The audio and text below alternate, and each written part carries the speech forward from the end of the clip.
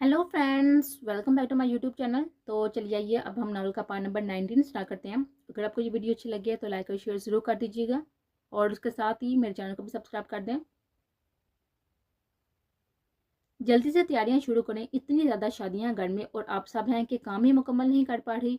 अकबर साहब बाहर सब तैयारियां करवा रहे हैं, पूरी हवेली को सजाया गया था और क्योंकि घर के सबसे बड़े बच्चों की शादी थी। बाबा बस कर दें, सुबह से काम कर रहे हैं, थक गए होंगे आप। हाजिर और तबरेज उनके पास आकर बोलते, वक्त वक्त की बात है, कभी तुम लोगों की शादी थी और अब तुम लोगों के बच्चों की शादी है। औलाद कितनी जल्दी बड़ी हो जाती है ना, पता ही नहीं चलता। अकबर साहब अपने बेटों को देते हुए मुस्कुराकर बोले थे, जी बाबा अब परेशान है ना आकर चाचू की वजह से। तबरेज उनकी तरफ देता हुआ बोला था, क्या करूं, भाई है मेरा, पता है ना गलती पर था और है भी, पर क्या किया जा सकता है, पता नहीं कहाँ चला गया था। बस अब कुछ ऐसा ना करे कि जिससे मेरे बच्चों की जिंदगी में परेशानी आए। हाजिर वो इंसान ही शैतान बन चुका है, पता नहीं क्यों हमारे खानदान में ये इंसान पैदा हो गया है। अकबर साहब परेशान से बोले थे, छोड़ देना बाबा, सब ठीक होगा, छोड़ दें इनके जिक्र को, बस एंजॉय करें। घर शादी को और हाजिर मुस्कुराकर बोला था, चलो तुम दोनों भी सब तैयारियां देखो, मैं बस आता हूँ। जिरगे की तरफ होकर अकबर उनको बोलते हुए बाहर निकल गए थे। पीछे वो दोनों बस उनको जाता हुआ देखते ही रह गए थे। तबरेज चल, बाकी तैयारी भी कर लें चल यार। हाजिर अपने बाइक को बोलता हुआ दूसरी साइड पर चला गया था, जहाँ पर अभी बहुत सारे काम करने वाले थे। महर, तुम फोन कर लेना, हम अदना को डॉक्टर के पास लेकर जा रहे हैं और फिर तुम जब फोन करोगी ना तो ले जाऊंगा तुम्हें वापस। अंस मुस्कुराता हुआ महर से बोला था, जी बड़े बाबा मैं कर दूंगी, मैं चलती हूँ, अल्लाह हाफिज। महर बाय बोलकर बाहर निकल गई थी। अंस गाड़ी लेकर निकल गया था, उसके साथ ही अदन और हया भी थी। चाला मेरे हक में सब बेहतर कर देना। महर डरते हुए ऑफिस की तरफ आई थी। मैं अंदर आ जाऊँ सर? महर ऑफिस के अंदर दाखिल होता हुआ बोली थी, जी जी आ जाए। प्रिंसिपल महर को देखते हुआ बोले थे, महर वो ऑफिसर आने वाले होंगे और आप दोनों को डिसाइड करना है आपको कि इस रिश्ते में रहना है या इस रिश्ते को खत्म करना है। प्रिंसिपल महर की तरफ देखता हुआ बोले थे, जबकि मुंह नीचे किए सब सुन रहे थे। सर मुझे तलाक चाहिए, मैंने अपने वालिदैन को कुछ नहीं बताया, मुझे नहीं रखना ये रिश्ता। महर आंखों में आंसू लिए बोलते, मुझे नफरत पुलिस वालों से है, इस पुलिस वाले की वजह से सब हुआ। उसने मेरी इज्जत को मुश्किल में डाल दिया, कुछ भी हो सकता था उस दिन, मुझे नहीं रहना इस इंसान के साथ। महर अभी बोल रही थी कि वो ऑफिसर पीछे आ गया था। आए ऑफिसर, आप अंदर आए, बैठकर दोनों बात कर ले, मैं चलता हूँ, आपके लिए चाय या फिर काफी। प्रिंसिपल के बोलने पर ऑफिसर ने उसे आंखें दिखाई दी, जिस पर वो सर को नीचे किए बाहर जा चुका था, क्योंकि वो ऑफिसर काफी गुस्से में दिखाई दिया था। मोहतरम, एक बात ध्यान में रख लें, अब ये शादी नहीं टूटने वाली, क्योंकि रामेश शांतदा अपना वादा नहीं तोड़ता, ये तो फिर नकाह का बंधन है। रामेश के बोलने पर मैंने मुड़कर पीछे देखा था, जो कि दरवाजे के पास खड़ा उसे ही देख रहा था। तुम? दोनों के मुंह से एक साथ निकला था और दोनों के चेहरे पर हैरत गुस्से से लाल हो गए थे। मुझे तलाक चाहिए बस। महर हर चीज को इग्नोर करते बस उसकी आंखों में आंखें डालकर बोलते। रामेश गुस्से से तरफ भरा था, तलाक तो तुम्हें मैं कभी नहीं दूंगा, निकाह अपनी मर्जी से किया था ना, पर अब सिर्फ मेरा हुक्म चलेगा। भले तुम बनती फिरती हो ना, तुम्हें तो अब मैं रामेश खानदादा सीधा करेगा, मिसेस खानदादा।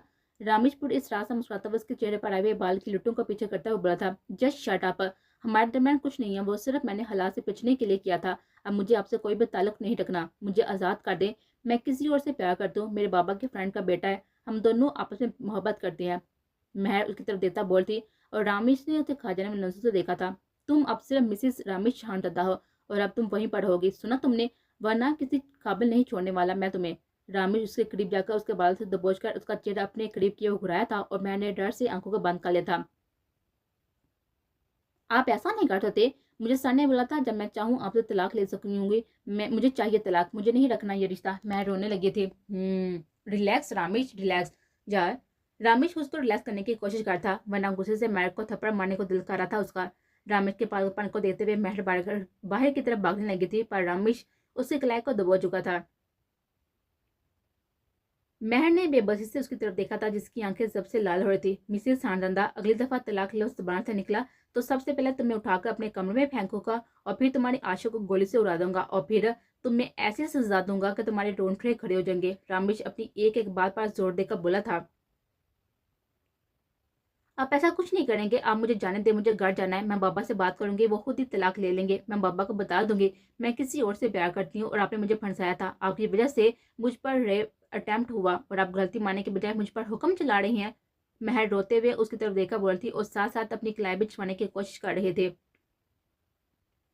बहुत ज्यादा जुबान चलती है तुम्हारी। रामेश मुस्कुराया था और उसे अपने करीब खींचा था, बताओ कैसे मुंह बंद करूं? रामेश महर को अपने करीब किए हुए बोला था और महर ने डांट से आंखों को बांध कर लिया था और रामेश उसे इस तरह देखकर मुस्कुराया था। मैं बहुत ही खतरनाक हूँ, मेरी छोटी सी मिसिस, मैं क्या से क्या कर दूँ कोई नहीं जानता, इसलिए सोच समझ कर सबको हमारा सच बताना। प्रिंसिपल सर को मैं खरीद लूंगा मैं, और तुम कुछ नहीं पाओगे कर पाओगे। रामेश हाँ दादा, जब जिद पर आ जाए तो अच्छे अच्छे काम चाहती हैं, तुम तो क्या चीज हो। रामेश के कान में सरगोशी मां बोलते हुए उसके कान के लोग अपने होंठों से छूता हुआ बोला था और रामेश की तरह करने से महर कांपी थी और उसे पीछे होने की कोशिश की थी, जिसको रामेश के हंसाने नामुमकिन बना दिया था।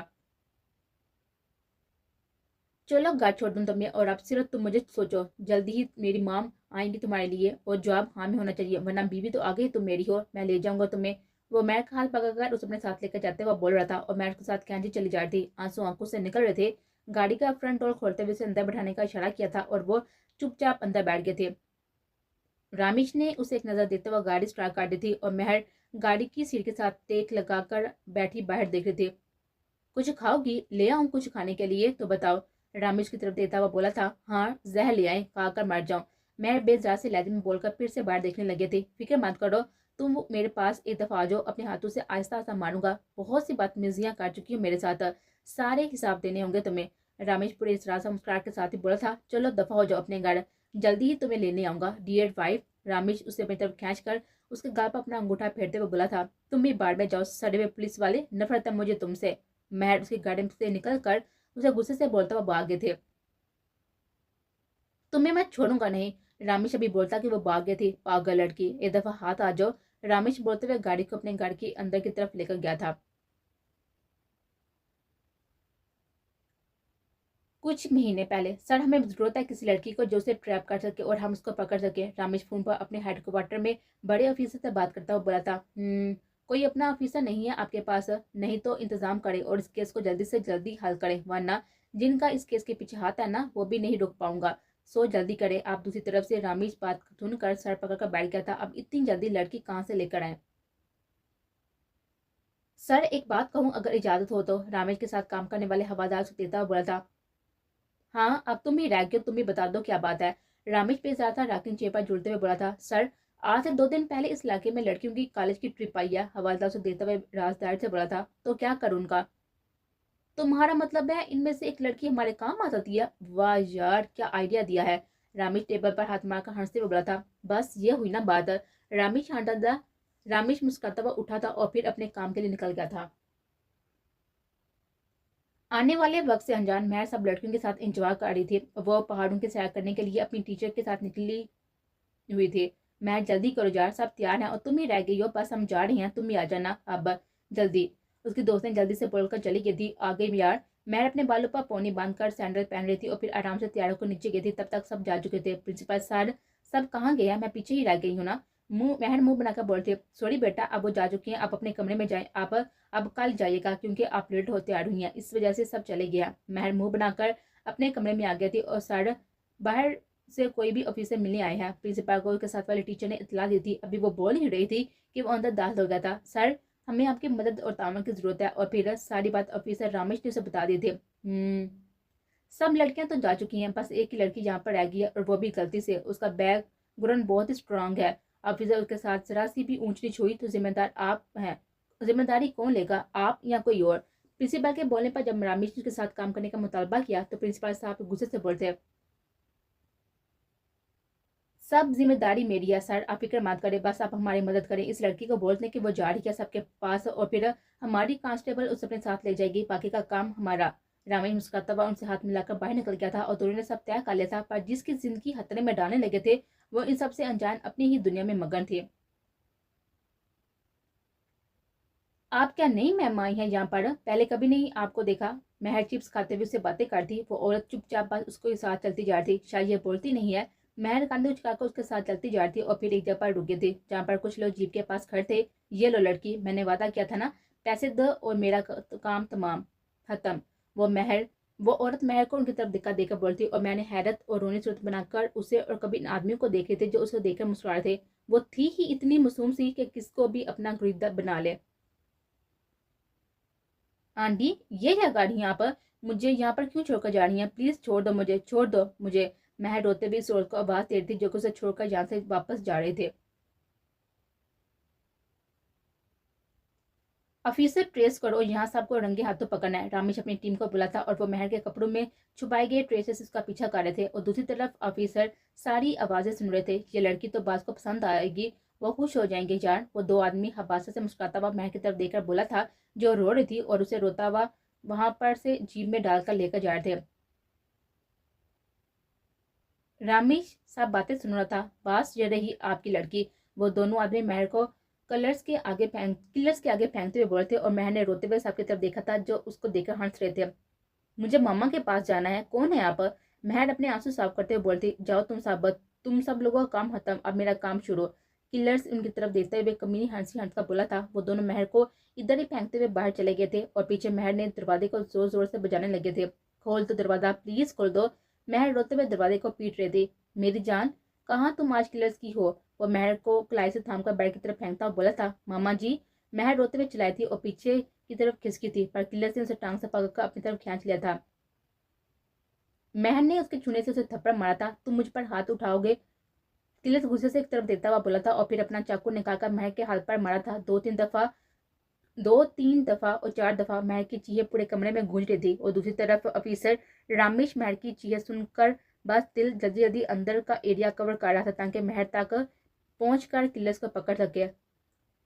ड्रम की आवाज से दरवाजा खुला था और किलर्स जो कि महल पर झुका हुआ था, महल ने खौफ और दर्द की वजह से अपने मुंह पर हाथ रख लिया था, जिसकी वजह से उसका सारा चेहरा भी खून से भर चुका था। दरवाजा खोलने की वजह से किलर्स ने बाहर की तरफ देखा तो पुलिस को देखकर दंग रह गया था। फिर 10 मिनट में ही पुलिस ने सारे एरिया को कवर कर लिया था। एक औरत ने आगे बढ़कर बेहोश महल को उठाया था, जो अभी भी डर से बेहोश हो चुके थे। रामेश ने देखा था उसका हाथ अभी भी उसके चेहरे पर था और खून बह रहा था, पर रामेश का चेहरा नहीं देख पाया था। सर मुबारक हो, बहुत बहुत, हमारा काम हो गया है। रामेश सारी एरिया क्लियर करने के बाद अपने हेड सर को कॉल करके बोला था। और रामेश, इस लड़की का मीडिया को पता नहीं चलना चाहिए, वरना कॉलेज के साथ साथ हमारा सारा प्लान नाकाम हो जाएगा और तुम्हारा सारा किया दरा बेकार जाएगा। दूसरी तरफ की बात सुनकर रामेश परेशान हो गया था। अभी से कुछ देर पहले ही अस्पताल लेकर जाया गया था। उसके हाथ में गहरे काट काट थे और वो बेहोश हो चुकी थी। उसका होश अगले दिन आया था और रामेश ने तब भी अंदर जाकर उसको नहीं देखा था। सर, हम क्या करें? यहाँ बहुत ही बड़ा मसला हो चुका है। अब कैसे इस लड़की की इज्जत की हिफाजत करें? पहले उस पर रेप अटेम्प्ट हो चुका है और अब वो मुसीबत में हम उसे नहीं डाल सकते। सर, रामेश फोन पर अपने बड़े ऑफिसर से बात करा था। वो तुम उसे इसी तरह बचा सकते हो कि उसे अपनी बीवी बना लो, वक्ती तौर पर, ताकि वो मीडिया की नजर में ना सके। और दूसरी तरफ की बात सुनकर रामेश को अपने पांव से जमीन निकलती महसूस हुई थी और वो अपना सर थामकर वहीं पर बैठ गया था। मामा के पास जाना है मुझे, प्लीज। वो घुटनों में सर देकर रोते हुए अस्पताल के बिस्तर पर बैठी हुई थी। उसे अभी तक होश आया था और बस एक ही रट थी, मामा के पास जाना है। आप नहीं जा सकती, हम आगे ही बहुत मुश्किल में हैं बेटा। उसके कॉलेज का प्रिंसिपल उसकी तरफ देखता हुआ बोला था। सर, मेरा क्या कसूर है? मैंने कुछ नहीं किया। मेरे साथ ही क्यों गलत हुआ है? मुझे मेरे मामा बाबा के पास जाना है, मुझे जरूरत है उनकी। वो रो रही थी और उसका प्रिंसिपल परेशान सा खड़ा था। सर, क्यों ना हम इस ऑफिसर से मदद मांगकर इस बच्ची की मदद कर दें। आखिर उसके कहने पर तो आपने ये सब किया है ना। अगर उसके वालिदैन को हकीकत पता चल गई तो हमें तबाह करके रख देंगे। वो उसकी टीचर्स अपने प्रिंसिपल से राहदार से उसके कान में बोली थी। देखते हैं, मैं बात करता हूँ। प्रिंसिपल सर हिलाते हुए बाहर निकल गया था। मुझे आपसे बात करनी है ऑफिसर। जी बोले। वह मसरूफ से अंदाज में अपना मोबाइल कान से हटाकर बोला था। आग की वजह से हमारे इस स्टूडेंट पर रेप अटेम्प्ट हुआ है और अब आप ही को उसे मुश्किल से निकालना है, वरना आप जानते नहीं है क्या हो सकता है। उसके वालिदैन हम पर केस कर सकते हैं। प्रिंसिपल प्रशांत सर उसे बोला था। ऑफिसर, तुम्हें फैसला लेना होगा, वरना हमारी 4 साल की मेहनत जाया हो जाएगी। दूसरी तरफ से उसने फोन में से आवाज सुनी थी। सर, मैं क्या कर सकता हूँ? कैसे रोक सकता हूँ ये सब? वो बामुश्किल खुद के गुस्से को कंट्रोल करते हुए बोला था, नकार करके। तुम्हें उसे वक्ती तौर पर नकार करना होगा। इस लड़की को यकीन दिला दो कि तुम उसके साथ हो, ताकि वो अपने घर वालों को कुछ ना बताए। उस तरह से हमारा केस मुकम्मल हो जाएगा और फिर जो मर्जी करना, चाहो तो रख लेना और चाहो तो छोड़ देना। ऑफिसर ने दूसरी तरफ की बात सुनकर गुस्से से अपनी मुट्ठी को बंद किया था। नकाब बच्चों का खेल तो नहीं है सर, किसी की फीलिंग के साथ कैसे मैं खेल सकता हूँ? उसने बहुत ही जब्त से कहा था। ऑफिसर, आखिरी चांस है, बाकी तुम्हारी मर्जी। एक लड़की की फीलिंग्स के चक्कर में हजारों लड़कियां बर्बाद हो जाएंगी। मुझे बस यही कहना है, बाकी तुम्हारी मर्जी, अल्लाह की अमान में। कहते दूसरी तरफ से फोन बंद हो चुका था।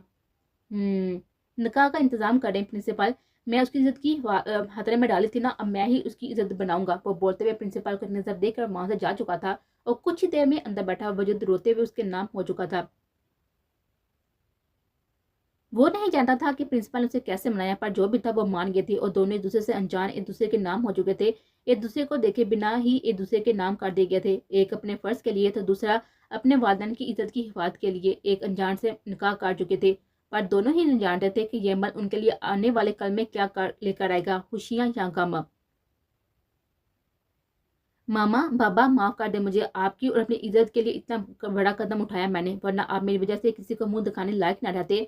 वह अस्पताल के बिस्तर पर लेटे हुए हाथ के जख्म को देते हुए रो रही थी। जिसके निकाह में वो थी, वो उससे निकाह करके कब से वहां से जा चुका था।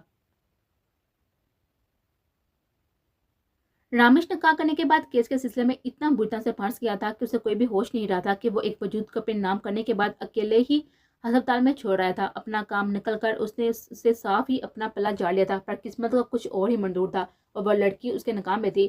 3 दिन बाद रामेश अपना काम खत्म करके स्कूल से सबको सजा दिलवा कर कुर्सी पर बैठा हुआ आंखों को मूंदे हुए था। सर, ये रहा पता इस लड़की का। कॉलेज के हवलदार ने उसके आगे एक रेस्ट दिया था, जिसको रामेश ने पकड़ लिया था और हैरत से उसकी तरफ देखा था। सर, बड़े सर ने बोला है कि आपको दूं ये, ताकि आप अपनी जिंदगी का फैसला कर सके। हवलदार हेड ऑफिसर की बात सुनकर वहां से चला गया था और रामेश पता देखते हुए कुछ देर बाद प्रिंसिपल के ऑफिस आ गया था। सॉरी सर, वो कुछ दिन के लिए नहीं आने वाली कॉलेज है, उनकी तबीयत थोड़ी ठीक नहीं है। आप अपना नंबर दे दें, मैं वक्त निकाल कर उस लड़की को बोल लूंगा, आप उससे बात करके सबके लिए कर लीजिएगा। प्रिंसिपल के बोलने पर वो सर में हाँ मिलाते वहां से जा चुका था। जिंदगी अजीब ही मोड़ पर ले आई थी। अब पता नहीं किस्मत क्या फैसला करेगी।